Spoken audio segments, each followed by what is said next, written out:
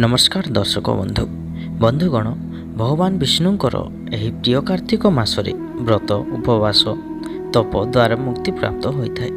कार्तिक मासरे ईश्वरी शक्ति मध्य शक्तिशाली होता है। एही मासरे भगवान विष्णुंक जोग निद्राठू उठी संसार रे आनंद और कृपार वर्षा करिथांती। आसंतु जानिबा किछि अनुचिंता विषय रे। नंबर 1 कार्तिक मासरे तुलसी पूजा रोपण और तुलसी पत्र खाइबा उपरे विशेष गुरुत्व दिया जाइछि। एही मासरे तुलसी पूजा करिले विवाह रे असुविधा बाधा दूर होय। नंबर 2 एही मासरे सबुठु महत्वपूर्ण दान हेउछि दीप दान करिबा।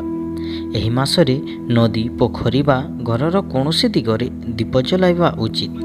एहा द्वारा शुभ फल प्राप्त होय।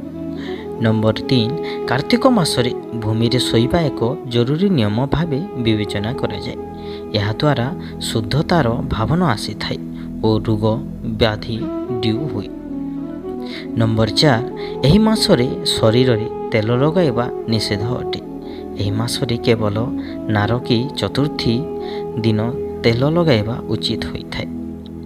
नंबर 5 एही मासरे डाली खाइबा जथा बिरी मुग मसूर डाली खाइबा निषेध अटे। एही मासरे उपवासर मध्य महत्व रहिछि। कार्तिक पूर्णिमा ठारू आरंभ करी उपवास और प्रत्येक पूर्णिमा दिन राति रे उजागर रहिबा द्वारा सब इच्छा पूर्ण हुए। नंबर 6 पुराण अनुसार एही मासरे कुमार कार्तिकेय तारकुसुर को वध करथिले। कार्तिकेयଙ୍କ साहस को सम्मान देवा पाई एही मास को कार्तिक मास कहुए। नंबर 7 एही मासरे जो माने नियमित स्नान और पूजा करती सेमानकु कुबेरଙ୍କ कृपा प्राप्त होइथाए। एही मासरे श्री हरि को पूजा करिले व्यक्ति वैकुंठ प्राप्त हुए। नंबर 8 एही मासरे सूर्य उदय पूर्वर नदी वा पोखरी रे स्नान करिले भागवत प्राप्त हुए। यह सह पापर मुक्ति मिले। एही मासरे गंगारे स्नान करिबा पाई देवता माने पृथ्वी को आसी थांती एमिति मान्यता अछि। नंबर 9 एही मासरे खाली पेटरे तुलसी पत्र खाइबा द्वारा शरीरर रोग मुक्त होइथाए।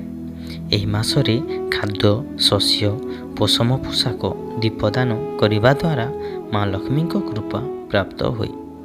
नंबर 10 एही मासरे मूला कदली गाजर मिठा आलू खाइबा स्वास्थ्य पाई भल होइथाए। तुलसीर 11टी पत्र भगवान विष्णु को प्रतिमा उपरे रखिबा द्वारा घरे धनर अभाव होए नाही। एही भिडियोटी जदि भल लागे ताहेले लाइक करी चैनल को सब्सक्राइब करनियंतु एवं कमेंट माध्यम रे आमको निश्चित जणांतु।